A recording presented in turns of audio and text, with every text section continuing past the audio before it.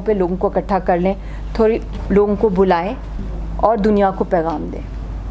اگر یا تو کہہ دیں کہ لیڈر لیس ہے پاکستان تو چلو اور بات ہے, پھر ہر کوئی اپنی اپنی گلی میں نکالتا رہے جلوس. تو یہ بہت بڑی ضرورت ہے کہ ایک لیگل ٹیم ہو. فارن آفس کو بھی میں نے بہت دفعہ کہا ہے کہ آپ کے پاس اس وقت جب سے 5 اگست کا ہوا ہے اس کے بعد ایک ہی کام آپ کا ہونا چاہیے کہ آپ ایک لیگل سیل بنائیں فارن آفس کے اندر. انٹرنیشنل لا, ہیومینیٹیرین لا کے اوپر خدایا 50 سال آپ نے ڈائلاگ بازی کو ساری پارٹیوں نے دیے ہیں, ساریوں نے دیے ہیں کہ جنگ نہ ہو, امن ہو, کشمیریوں کو امن ملے. اب آپ 50 سال تو نہیں, اتنا رہ ہی نہیں سکتا. 2 سالوں کے اندر انڈیا نے ایک میجورٹی وہاں بن جانا ہے, ساری لیڈرشپ کو ذبح کر دینا ہے.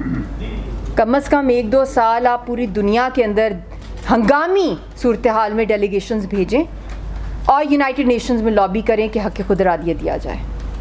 کیونکہ یو این کو بھی کنفیوژن رہی 50 سال کہ بائی لیٹرلزم میں ہی آپ لوگ گھومتے رہے. تو آپ ورلڈ کو بھی نہیں بلیم کر سکتے, ٹھیک ہے. ورلڈ کو بھی جب بھی آپ بلاتے تھے کہ بھی آپس میں ہمیں بٹھا دیں. اب تو شہرگ ہی کٹ گئی ہے, اب تو 5 اگست ہو گیا, ساری چیزیں اس نے پھاڑ کے پھینک دی ہیں RSS کے ٹیررسٹ مودی نے. ہوش کے ناخن لیں ہم لوگ. اور کتنا ظلم تو اتنا ہے کہ وہ سوچ بھی نہیں کوئی سکتا. وہ بات نہیں ہے, نہ ظلم کی بات ہے, نہ بہادری کی بات ہے, نہ دلیری کی, عقل کی بات ہے اور وقت ہے. یہ وقت ہم سے سلپ آؤٹ ہو رہا ہے سینڈ کی طرح, اور پاکستان کا پورے خطے کی تباہی ہے. We are heading towards nuclear war, 3rd war, world war 3. 27 February کو یہی ہوا تھا کہ نیوکلیئر کوڈز ایکسچینج ہوئے تھے 2019 کو. یہ کانگریس نہیں ہے, یہ RSS ہے, ہندوتوا ہے, یہ ایک فیشسٹ ٹیررسٹ ہیں.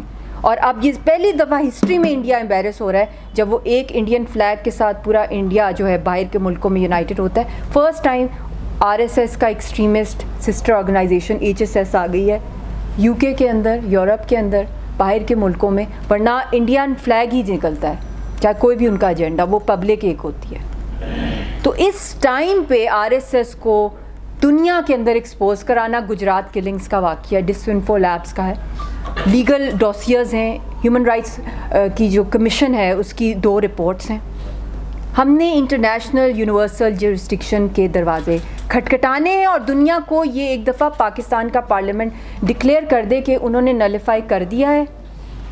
شملہ کو تو ہم نے بھی نلیفائی کیا کیونکہ ہم صرف اور صرف UN کی قراردادوں کے مطابق اس سے نیچے قربانی کشمیری قوم نے دی, اور پبلک کے ساتھ تو ہر وقت رابطہ رہتا ہے کسی نہ کسی طریقے میں.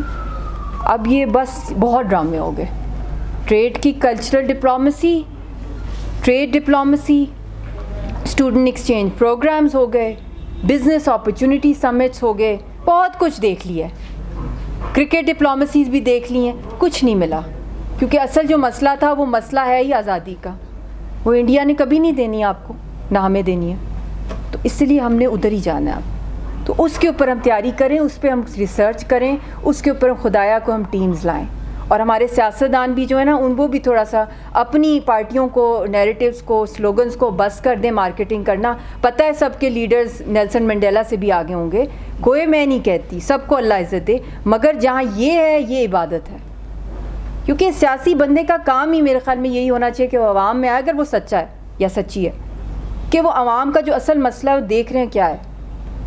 پاورٹی ہوگی, ٹیررزم ہوگی, انسیکیورٹیز ہوگی, سارا سب کا سب نتھی ہوتا ہے کشمیر کے ساتھ.